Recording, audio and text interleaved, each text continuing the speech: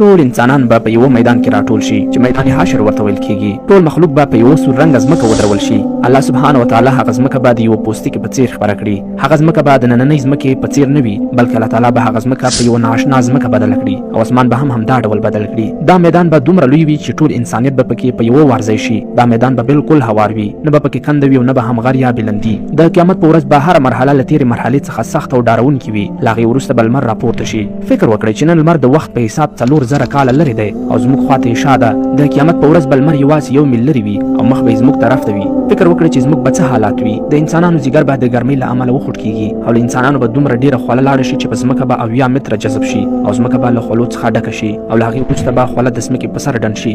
د خولو دا ډنډونه به د چا د ګیټکیو او یا د چا تر نامه پورې ورسیږي او انسانان به په خپلو خولو کې ډوب شي. یعنې ځینې انسانان به ان تر ستوني پورې په خوله کې ډوب شوي وي او هر څه له موږ سره چې کیږي هغه به زموږ د عملونو په اساس وي او زموږ سره به ټول د عملونو په اساس معامله کیږي. په دې ورځ به هیڅ یو شی هم سوری نه لري، خو ځینې به داسې بختور انسانان وي چې الله جل جلاله به یې د خپل عرش سیوري لاندې راولي. په دې له اوره ډکه ورځ کې به د تندې څه حالات وي. د خلکو ژبې به د تندې له امله د باندې راوتلي وي او زړه به یې خولې ته راغلی وي. خلک به د خپلو ګناهونو مطابق سزا ویني او په دې ورځ به هیڅوک د بل حال پوښتنه نه کوي او پروا به یې هم نه لري. هر څوک به په خپل غم اخته وي. ډېرې نږدې اړیکې به هم په دې ورځ په درد ونه خوري. خپلوي او دوستي به هیڅ اهمیت نه لري تر دې چې هغه نږدې کسان چې په دنیا کې په یو بل ځان نه قربانول په دې ورځ به له یو بل څخه ځان خلاصوي. ورور به له ورور څخه تښتي، مور به له اولاد څخه بېزاره وي او اولاد به له مور څخه په منډه وي. پلار به د اولادونو په کیسه کې نه وي او اولادونه به د پلار مرسته نشي کولی. ښځه به له خاوند څخه په منډه وي او خاوند به له ښځې څخه. بالاخره په دې ورځ به هیڅوک هم د هیڅ چا په درد ونه خوري. هر څوک به د نفسي نفسي نارې وهي او په خپل غم به لګیا وي. د بل چا فکر به ورسره نه وي.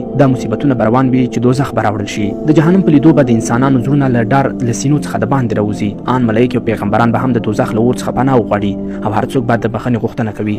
هرې خوا به د نفسي نفسي نارې وي. بالاخره هغه لحظه به هم راورسېږي چې انسان ته به د خپلو کړو کتابچه یا عملنامه هم ورکړل شي. نیکو انسانانو ته به د هغوی عملنامه په ښي لاس ورکړل شي او هغوی به له خوشحالۍ ووایي چې موږ پوهېدو چې موږ په خپل حساب کتاب کې بریالي شو. بد عمله خلکو ته به د هغوی عملنامه په چپ لاس یا د شا له خوا ورکړل شي. هغوی به له غمه ووایي چې کاش موږ ته عملنامه نه وای راکړل شوی، کاش چې موږ هم په دې حساب کتاب کې بریالي شوي وای. له دې وروسته به د عدالت او انصاف ترازو ولګول شي. هغه ترازو به د نړۍ د ترازو برعکس وي. هلته که د نیکیو تله درنده وي نو پورته به جګه شي او د بدیو تله به د ځمکې خواته ټیټه شي. د دې ترازو څارونکی به حضرت جبرائیل علیه السلام او امین به وي او حضرت میکائیل علیه السلام به په دې ترازو یو په بل پسې د انسانانو عملونه وتلي. نیک عملونه سپک ښکاري خو د انصاف په تله کې به درانده وي او بد عملونه درانده ښکاري خو انصاف په تله کې به سپک وي. هلته به ډېره جالبه خبره دا وي چې ځینې نیک اعمال چې په دې دنیا ډېر کوچني خو په هغه ترازو کې به ډېر درانده وي او لوی به ثابت شي. په دې وخت کې به پیغمبران، نیک انسانان او شهیدان له الله جل جلاله څخه اجازه واخلي او د ځینې انسانانو سفارش به پیل کړي. تر ټولو عظیم شفاعت به د نبی کریم صلی الله علیه وسلم وي چې مکان محمود به ورکړل شي. اوس به د جهنم د پاسه یو پل ولګول شي چې له ویښته به نری او له تورې به تیره وي او همدا د پل صراط. او اوس به ستونزمن امتحان پیل شي. هر یو انسان باید له همدې پل څخه تیر شي. د هر چا صورت به د هغه د اعمالو مطابق وي. ځینې به د سترګو په رپ کې د دې پل څخه تیر شي، ځینې به د څراغ په صورت، ځینې د اس په صورت، ځینې به د پلي مزل په صورت او ځینې به په ښویېدو له دې پل څخه تیر شي. خو ډېری کسان به له دې پل څخه ښکته وغورځېږي او لاندې به د جهنم سور اور بل وي چې خورا وحشت لرونکې څهره به لري. کوم خلک چې له دې پل څخه تیر شي هغوی ته به نبي کریم صلی الله علیه وسلم په حوض کوثر کې اوبه ورکړي. دا اوبه له شیدې څخه سپینې، له شاتو څخه به خوږې وي او چې څوک یې یو ځل وڅښي هغه به هېڅکله تږی نه شي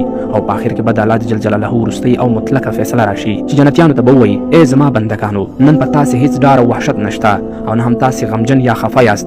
او دوزخیانو ته به ووایي چې نن ستاسې د سزا ورځ ده. څوک به جنت ته د تلپاتې خوښیو په پار او څوک به جهنم ته د تلپاتې سزا په لور ولېږل شي. یو حیرانونکی خبر دا دی چې د قیامت په ورځ به د حیواناتو حساب کتاب هم کیږي. یعنې که یوې وزې بله وزه په ښکر وهلې وي نو د هغې بدل به هم اخیستل کیږي او دا هغه عظیمه ورځ ده چې هېڅوک ترې نشي بچ کېدلی. دا هغه ورځ ده چې د خلکو څهرې څخه به ټول ماسکونه او پردې لرې شي، ټول پټ رازونه به ښکاره شي او واقعي انصاف به وشي. له موږ سره اوس هم وخت شته د خپلو عملونو د سمولو لپاره الله جل جلاله ته د توبې ادا کولو لپاره، د نیکو عملونو لپاره، ځکه چې کله دا ورځ راورسېږي نو هېڅ دوهم چانس به چاته ورنه کړل شي، هېڅ بهانه به ونه منل شي او د بېرته راتګ هېڅ لاره به نه وي. له خپل ځان پوښتنه وکړئ، آیا موږ تیار یو؟ آیا زموږ عملنامه داسې وي چې الله جل جلاله ته دې شرمنده نه شو؟ په یاد ولرئ دا کومه کیسه نه بلکې دا یو حقیقت دی چې حتما به راشي او کله چې دا حقیقت د ټولو پر وړاندې راشي نو هر انسان به وایي چې کاش ما د خپل آخرت لپاره ډیر څه کړي وای، خو بیا به وخت ختم شوی وي.